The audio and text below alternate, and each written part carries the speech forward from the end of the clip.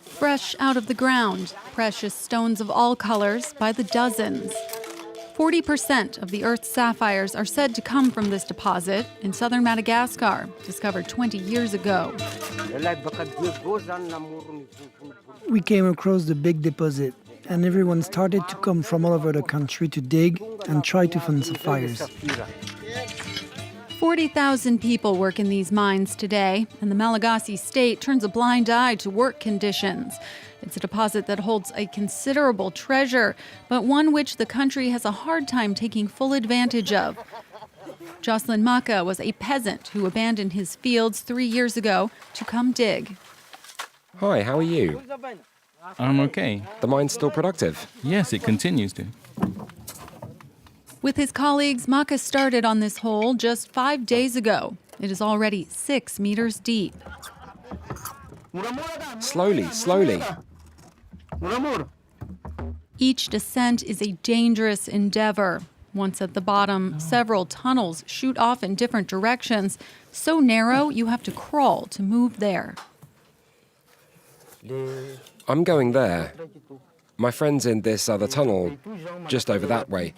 It means we're following the same mine. This part we won't touch, because otherwise everything will collapse. We're always bending over because the tunnels are really small. We could work better if the space was bigger, but it's dangerous to remove the ground. It's complicated. Using iron bars, the miners break up the earth and take on all these risks. Yes, take this pile. There could be sapphires in it. Once back at the surface, miners sift through their bags of rubble. This is the moment of truth. Among all these pebbles, sometimes there are stones that give them hope. It's still a sapphire, even if it's very small. This stone will not bring him more than €5. It is too small, like the vast majority of sapphires here. I never lose hope. I haven't found a better job than this. If I find a beautiful sapphire, you know, my buyer will give me a lot of money. I could buy a motorcycle, gifts. I'll be rich. When they find a stone, miners go 50 kilometers away to Ilekak, a town that sprang up barely 20 years ago. At every corner, sapphire buyers wait at their counters. All come from abroad. Like this Sri Lankan trader. All type of sapphires we can get from here, and one of the best place. Even small stone or even a big stone, it doesn't matter. We buy sapphires, we get from here, and we send to Sri Lanka. Sri Lanka and Thailand are the historical centers of the sapphire trade.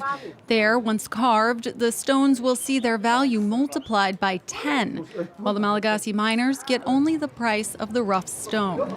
In Ilekak, MARC, NOVERRAZ, and Guillaume Subira are the only ones working differently, not exporting the sapphires they buy.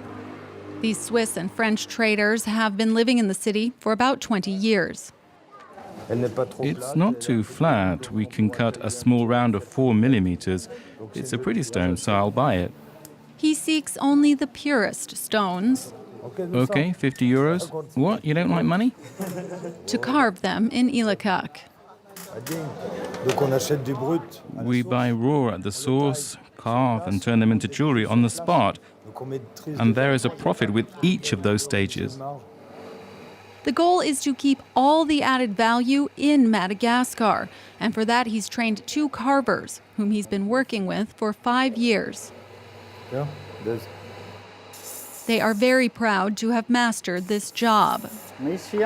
There are very few Malagasy who have enough funds to compete with foreigners. More training needs to be done around sapphire craft so that we can take advantage of it, so that Madagascar finally receives the true value of its sapphires. Once cut and mounted in jewelry, sapphires are sold on site here, mostly to passing tourists.